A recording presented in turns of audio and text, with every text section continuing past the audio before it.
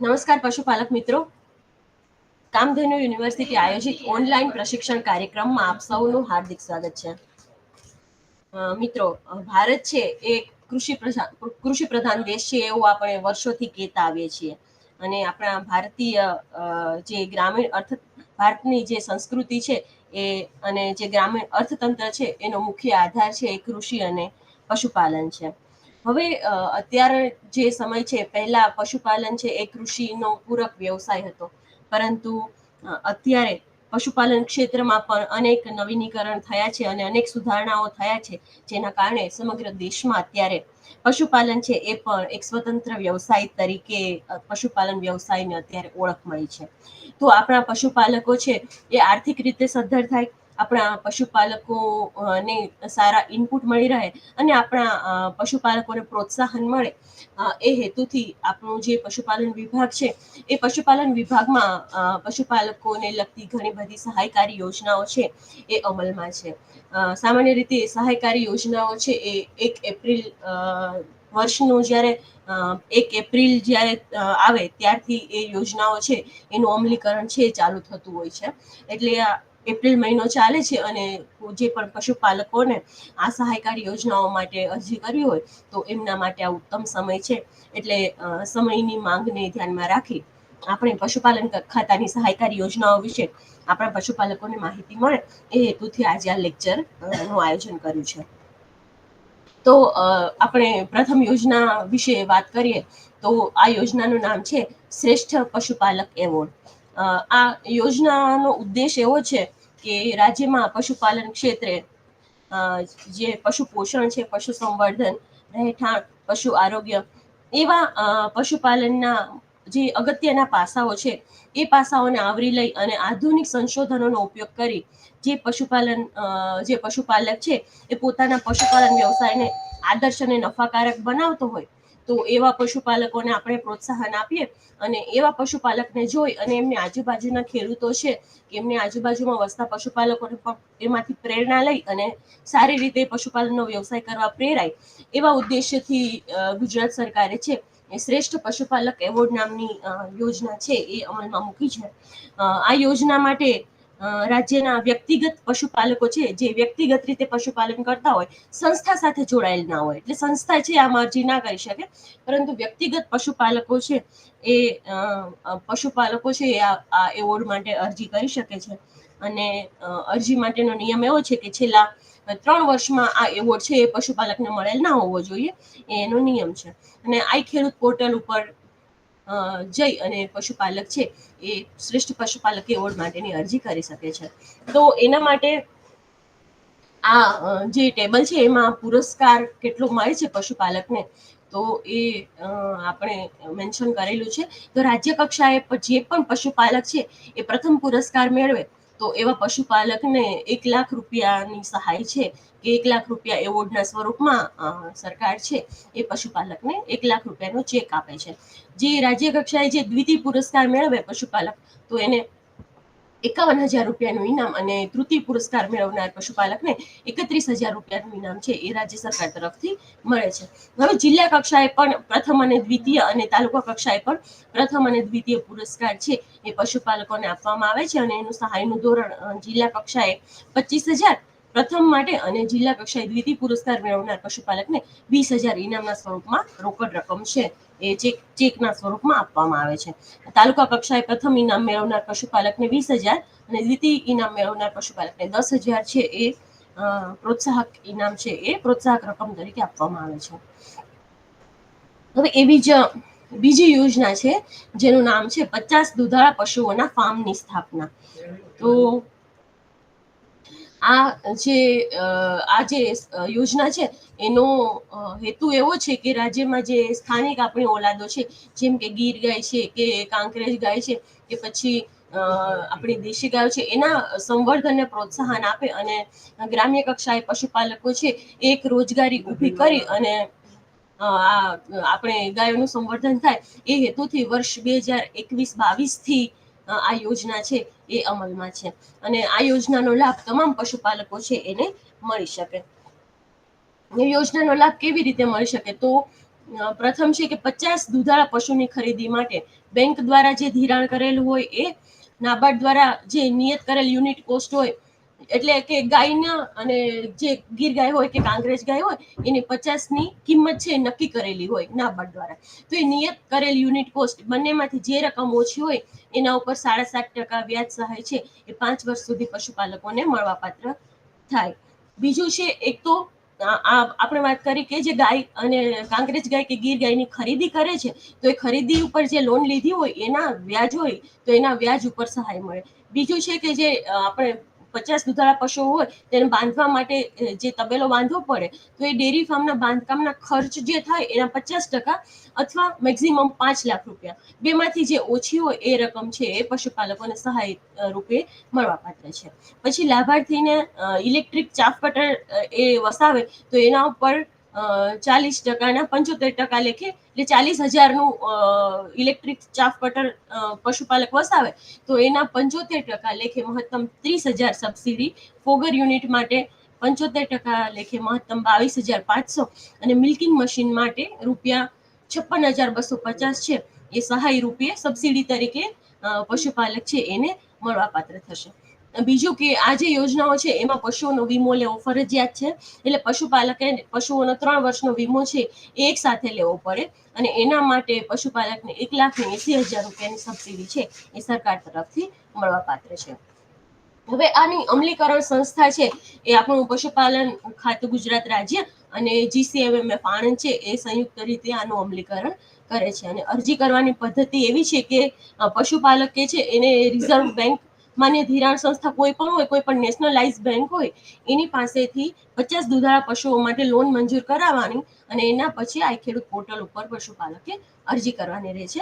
અને અરજી કરતી વખતે પશુપાલકે તેના રહેઠાણના પુરાવાની નકલ, પશુપાલકના ઓળખપત્રની નકલ, ના જો એ અનુસૂચિત જાતિ અને અનુસૂચિત જનજાતિમાં બિલોંગ કરતા હોય પશુપાલકો તો જાતિનો દાખલો, બેંક પાસબુકની નકલ, જે લોન સેન્કશન લેટર હોય એ, અને જે જમીન છે પોતાની જમીન હોય તો 7, 12 અને 8ની નકલો, અને જો ભાડા ઉપર જમીન લીધી હોય તો ભાડા કરાર અને બાહેધરી પત્રક, આ જે અમુક દસ્તાવેજો છે એ અરજી પત્રક સાથે પશુપાલકે રજૂ કરવાના હોય છે.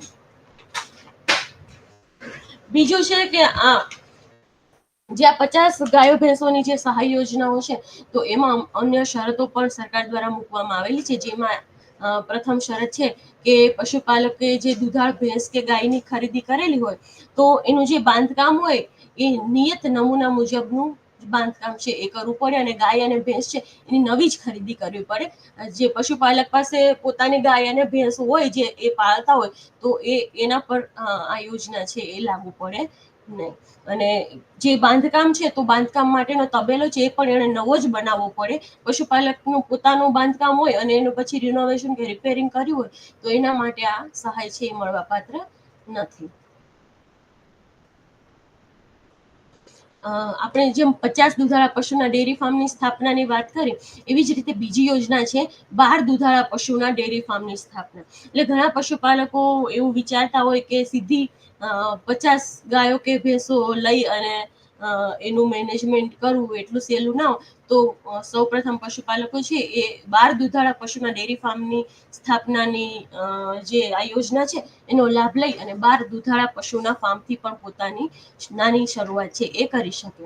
તો આ યોજના છે તમામ પશુપાલકો, એટલે તમામ જાતિના પશુપાલકો, સામાન્ય હોય કે પછી અનુસૂચિત જાતિથી હોય કે અનુસૂચિત જનજાતિથી હોય કે પછી આર્થિક અને સામાજિક રીતે પછાત વર્ગથી હોય, તમામ પશુપાલકો છે એને આ યોજનાનો લાભ છે એ મળવાપાત્ર છે. હવે જેમ આપણે આગળ વાત કરી એમ સેમ આમાં પણ 12 દુધાળા પશુઓની ખરીદી માટે જે લોન લીધી હોય પશુપાલકે તો એમાં સામાન્ય કેટેગરીના જો બેનિફિશિયરી કે પશુપાલકો હોય તો એને 7.5% વ્યાજ સહાય મળવાપાત્ર છે, અને મહિલા, અનુસૂચિત જાતિ કે અનુસૂચિત જનજાતિના લાભાર્થીઓ હોય તો એને 8.5% છે વ્યાજ સહાય છે એ સરકાર તરફથી મળવાપાત્ર છે. અને જો આજ પશુપાલક ગીર ગાય કે કાંકરેજ ગાયનું 12 દુધાળા પશુનું ફાર્મ ચાલુ કરવા માંગતા હોય તો એને મહત્તમ 12% વ્યાજ સહાય છે એ મળવાપાત્ર છે. જેમ આપણે આગળ વાત કરીએ એમ કેટલ શેડના જે બાંધકામ પર એના ખર્ચના 50% અને મેક્સિમમ રૂપિયા 1.5 લાખ સહાય છે એ મળવાપાત્ર છે. અને સેમ ગીર અને કાંકરેજ ગાય જોઈ સ્પેસિફિક તો એના માટે 75% બાંધકામનો ખર્ચની સહાય અને મહત્તમ રૂપિયા 2.25 લાખ સુધીની સહાય છે એ મળવાપાત્ર છે.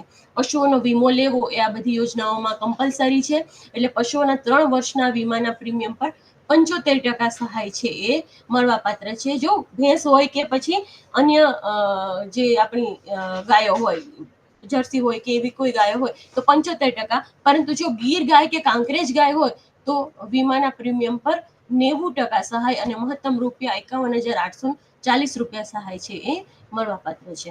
જેમ આપણે આગળ વાત કરીએ એમ electric chaff cutter, fogger system અને મિલ્કિંગ મશીન પર પણ 75% સહાય છે એ મળવાપાત્ર છે. અને જો ગીર અને કાંકરેજ ગાય હોય તો એને યુનિટ કોસ્ટના 90% લેખે સહાય છે એ મળવાપાત્ર છે.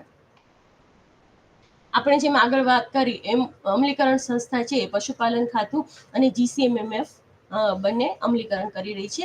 અને આગળ અરજી કરવાની પદ્ધતિ અને અરજી પત્રક સાથે રજૂ કરવાના દાખલા જેમ આપણે આગળ વાત કરી એ મુજબ પશુપાલકે જે રજૂ કરવાના થાય છે. ત્યાર પછીની એક યોજના છે 1 થી 20 દેશી દુધાળા પશુઓના એકમની સ્થાપના પર વ્યાજ સહાય.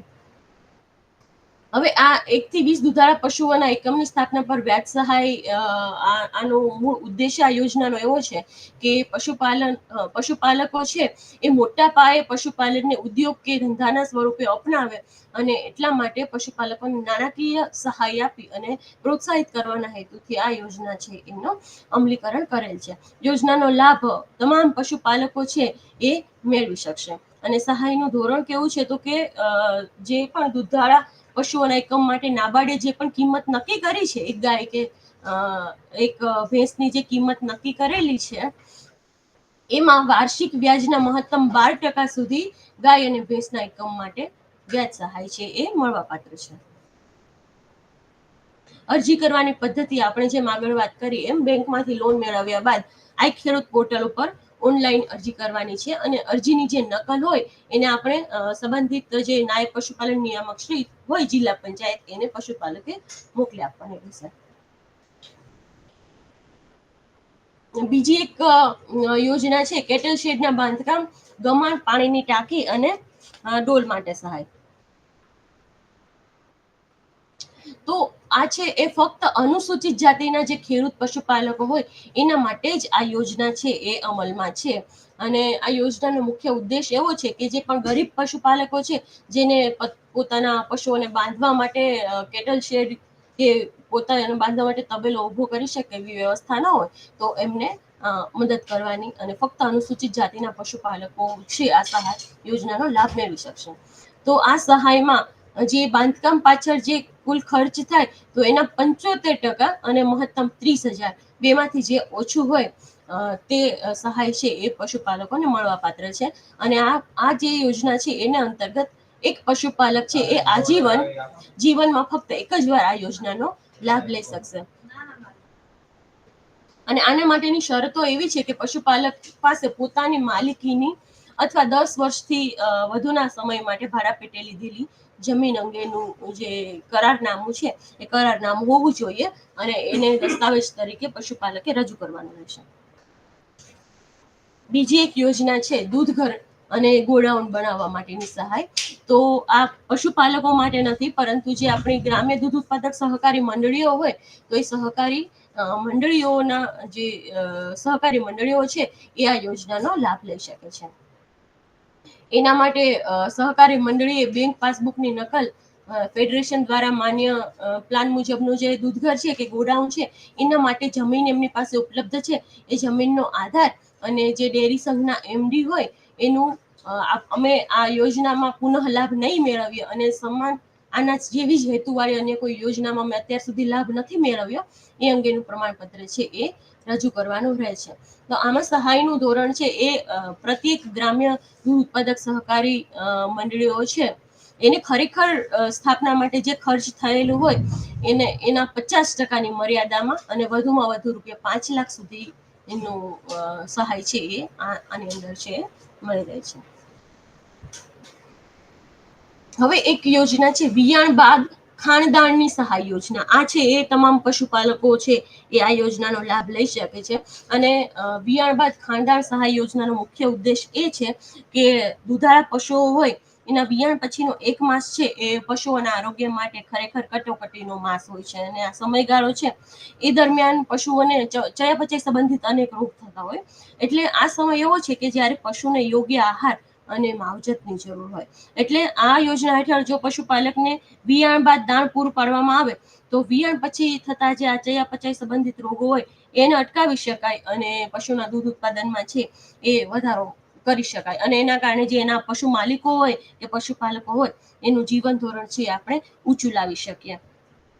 આ હેતુથી પશુપાલકો માટે રાજ્ય સરકારે વિયાણ બાદ ખાણદાણ સહાય યોજના છે એનો અમલમાં લાવે છે. અને આમાં સહાય એવું હોય, આમાં મેં લખ્યું છે અનુસૂચિત જનજાતિના પશુપાલકોને વિયાણ બાદ ખાનદાન સહાય યોજના મળવાપાત્ર છે. પરંતુ અત્યારે જે નવું વર્ષ છે એમાં સામાન્ય અનુસૂચિત જનજાતિ, અનુસૂચિત જાતિ અને સામાજિક અને આર્થિક રીતે પછાત વર્ગના તમામ પશુપાલકોને આ યોજનામાં સહાય છે મળવાપાત્ર છે.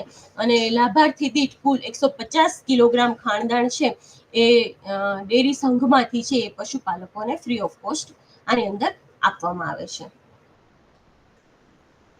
હવે આ પ્રત્યેક પશુ હોય તો પશુપાલનનું જે કુટુંબ હોય એક પશુના વિયાણ પર વર્ષમાં એક વખત છે એ આ સહાય છે મળવાપાત્ર છે. અને આ સહાય મેળવવા માટે પશુપાલકે બારકોડેડ રેશન કાર્ડની નકલ, સરકાર માન્ય ફોટોવાળા જે ઓળખપત્ર છે એની નકલ, પછી પશુઓનું વિયાણ હાલમાં થયેલું છે એ અંગેનું પશુધન નિરીક્ષક કે પછી વેટનરી ઓફિસર હોય એનું પ્રમાણપત્ર, સક્ષમ અધિકારીનું, જો દિવ્યાંગ હોય પશુપાલક તો દિવ્યાંગ છે એના અંગેના પ્રમાણપત્રની નકલ અને પશુપાલકનો જાતિનો દાખલો જો એ જાતિથી બિલોંગ કરતા હોય તો.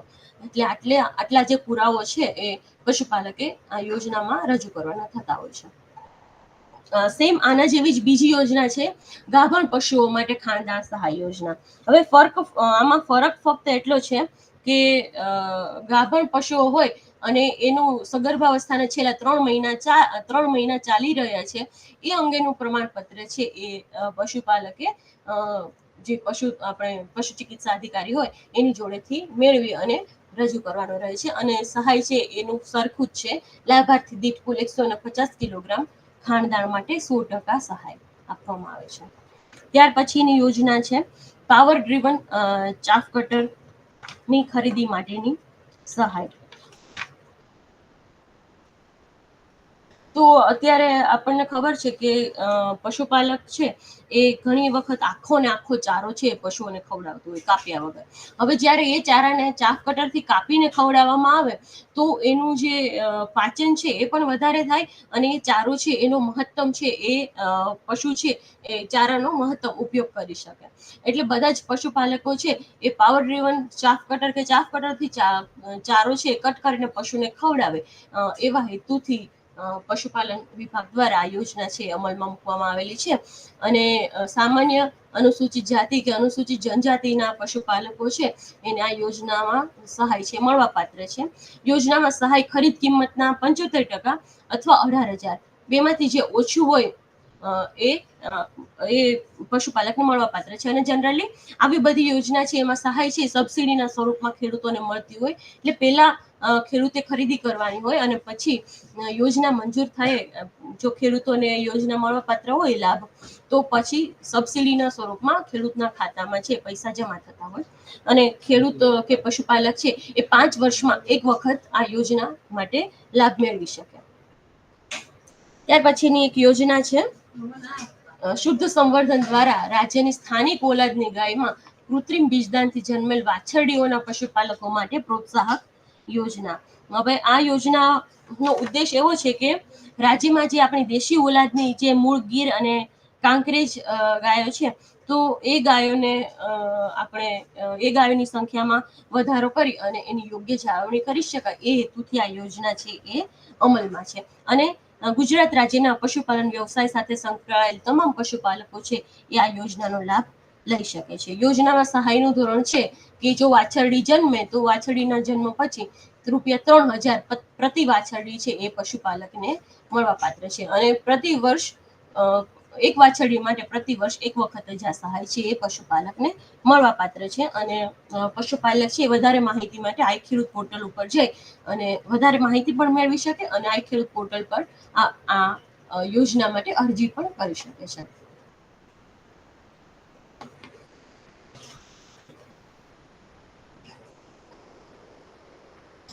હવે આમાં આ જે પ્રોત્સાહક યોજના છે એમાં શરત એક એવી છે કે શુદ્ધ સંવર્ધન દ્વારા વાછરડી છે કૃત્રિમ બીજદાનથી જન્મેલી હોવી જોઈએ. અને બીજું છે કે અરજીની જે તારીખ છે એ તારીખે વાછરડીની ઉંમર છે 11 મહિનાથી વધારે ના હોવી જોઈએ. એ આ યોજનામાં શરતો છે. અને જ્યારે યોજના માટે અરજી કરશો ત્યારે પશુપાલકે કૃત્રિમ બીજદાન કરાવેલું છે અને પછી આ વાછરડીનો જન્મ થયેલો છે એ અંગેનું પ્રમાણપત્ર છે એ રજૂ કરવું પડશે.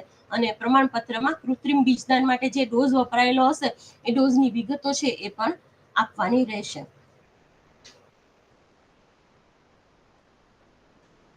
અન્ય એક યોજના છે પશુઓના મૃત્યુ સામે વળતરની યોજના.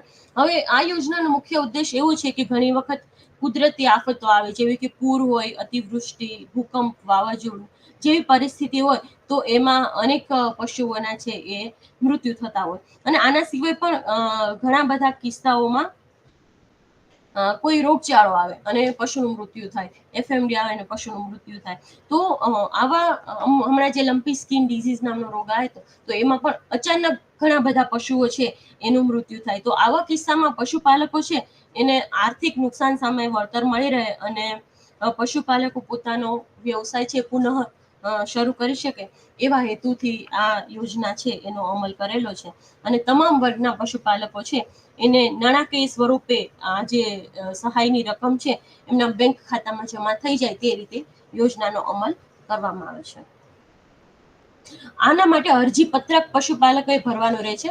અને અરજી પત્રક છે એ પશુપાલકને જે તે જિલ્લાની નાયબ પશુપાલન નિયામકશ્રીની કચેરી અથવા તો નજીકનું જે પશુ દવાખાનું હોય એ દવાખાનેથી પશુપાલક છે એ મૃત્યુ સામે વળતરની યોજના નું પત્રક છે એ મેળવી શકે.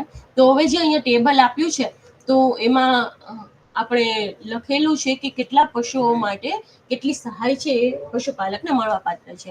તો જો દુધાળ ગાય, ભેંસ કે ઊંટ હોય, મોટા પશુઓ હોય તો 3 પશુઓ માટે વધારેમાં વધારે 3 પશુઓ માટે ₹37,500 છે એ પશુપાલકને મળવા પાત્ર છે. અને ઘેટા બકરા એટલે નાના દુધાળ પશુઓ માટે મેક્સિમમ 30 પશુઓ માટે ₹4,000 પ્રતિ પશુ છે એ સહાયની રકમ પશુપાલકને મળવાપાત્ર છે. બિન દુધાળ પશુઓ ઘોડા, ઊંટ અને બળદ માટે પ્રતિ પશુ ₹32,000 અને મહત્તમ 3 પશુઓ માટે પશુપાલક છે આનો લાભ લઈ શકે. બિન દુધાળ નાના પશુઓ છે જેમ કે પાડા પાડી, વાછરડા વાછરડી, ગધેડા વગેરે માટે ₹20,000 પ્રતિ પશુ મહત્તમ 3 પશુઓ માટે.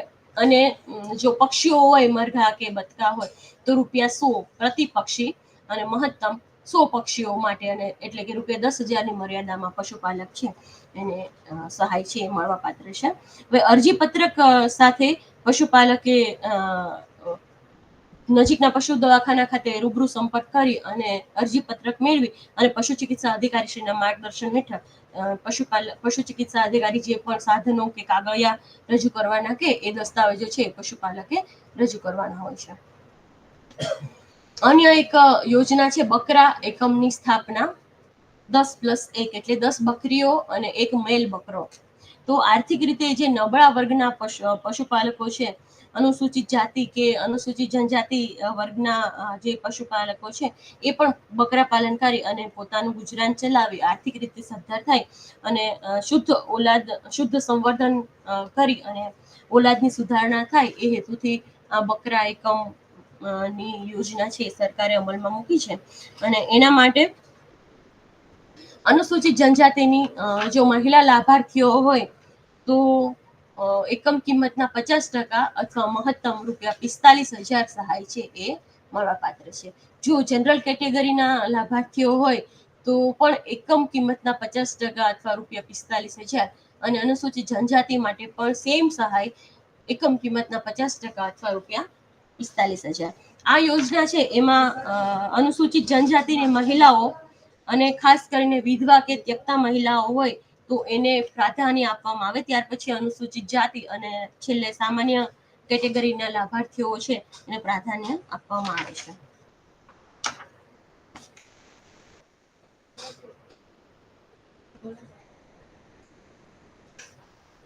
ત્યાર પછીની યોજના છે કે 50 RIR અથવા 40 RIR પક્ષી એકમ પર પક્ષી એકમ સ્થાપના પર સહાય તથા સ્ટાઇપેન્ડ યોજના.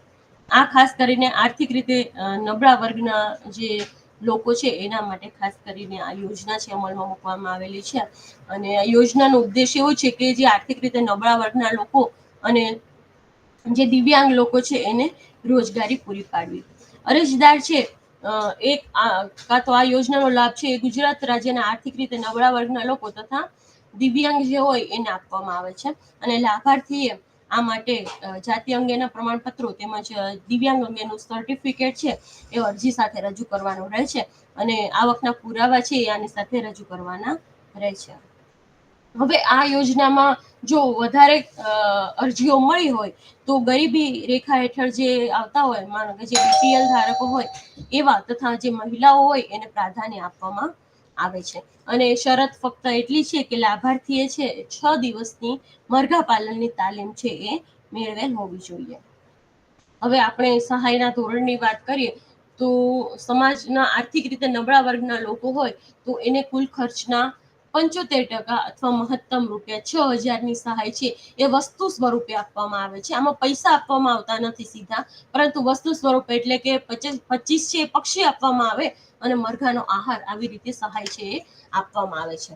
અને એક જ કુટુંબના એક જ સભ્યને છે એ લાભ આપી શકાય અને 3 વર્ષ બાદ એ કુટુંબ છે એને ફરી વખત આ યોજનાનો લાભ છે એ આપી શકાશે. જો ગુજરાત રાજ્યના દિવ્યાંગ લાભાર્થી હોય તો એને 40 પક્ષી એકમ માટે સહાયની યોજનાનો લાભ આપી શકાય. અને એના માટેની કુલ ખર્ચના 90% અથવા મહત્તમ ₹10,800ની સહાય છે એ વસ્તુ સ્વરૂપે આપવામાં આવે, એટલે કે 40 પક્ષી અને મરઘા આહાર, અને એક કુટુંબના એક જ સભ્યને લાભ છે એ આપી શકાય. અને આર્થિક રીતે નબળા વર્ગના લોકો તથા દિવ્યાંગ લાભાર્થી હોય અને એને જો મરઘા પાલનની તાલીમ લેવી હોય તો સરકારના જે મરઘા ફાર્મ છે આપણા પશુપાલન વિભાગના, એમાં પણ આ યોજના છે એને તાલીમ છે મળતી હોય. એટલે એવા જે લાભાર્થી છે કે જેને તાલીમ લેવી છે અને એ લોકો જો તાલીમ લે 6 દિવસની, તો એને સ્ટાઇપેન્ડ સ્વરૂપે ₹2000 છે એ આપવામાં આવે છે. અને એક કુટુંબના એક સભ્યને સ્ટાઇપેન્ડ છે એ મળી શકે. હવે જેમ આપણે આગળ વાત કરી એમ ફરી આ 25 IIR અને કડકનાથ પક્ષી છે અને 1000 બ્રોઇલર પક્ષીના એકમ સ્થાપના પર સહાય અને સ્ટાઇપેન્ડ યોજના છે એ સરકાર દ્વારા ચલાવવામાં આવે છે. હવે આ યોજનાનો ઉદ્દેશ એવો છે કે આપણા જે ગુજરાત રાજ્યના આદિજાતિ ના જે લોકો છે એને પૂરક રોજગારી છે એ પૂરી પાડવી. અને આમાં અનુસૂચિત જનજાતિના પુખ્ત ઈસમો હોય એને એક વર્ષમાં ફક્ત એક જ વખત છે એ આ લાભ છે એ મેળવી શકે. સહાયનું ધોરણ એવું છે કે આ લાભાર્થીને 25 કડકનાથ પક્ષી અથવા RIR પક્ષી માટે કુલ ખર્ચના 75% અથવા મહત્તમ ₹6000ની સહાય વસ્તુ સ્વરૂપે આપવામાં આવે. અને જો તેઓ તાલીમ લેવા માંગતા હોય તો મહત્તમ ₹2000 છે એ સ્ટાઇપેન્ડ સ્વરૂપે આપવામાં આવે. અને જો અનુસૂચિત જાતિના લાભાર્થીઓ 1000 બ્રોઇલર પક્ષીના એકમની સ્થાપના કરે તો એને કુલ ખર્ચના 75% અથવા મહત્તમ ₹8 લાખ છે એ નાણાં સ્વરૂપે જે ડાયરેક્ટ એમના ખાતામાં જમા થઈ જાય એ DBT સ્વરૂપે એમને સહાય એક સભ્યને જીવનમાં ફક્ત એક જ વાર આ સહાય યોજનાનો લાભ છે એ આપી શકાય. આભાર. તો પશુપાલક મિત્રો, હજી તો પશુપાલન ખાતાની બીજી પણ ઘણી યોજનાઓ છે, જેમ કે ઘાસચારા સંબંધિત યોજનાઓ અને એગ્રીકલ્ચરની કૃષિ વિભાગની પણ ઘણી યોજનાઓ છે કે જે આપણા ખેતી કરતા ખેડૂતોને પણ ઉપયોગી થાય એવી ઘણી બધી યોજનાઓ છે.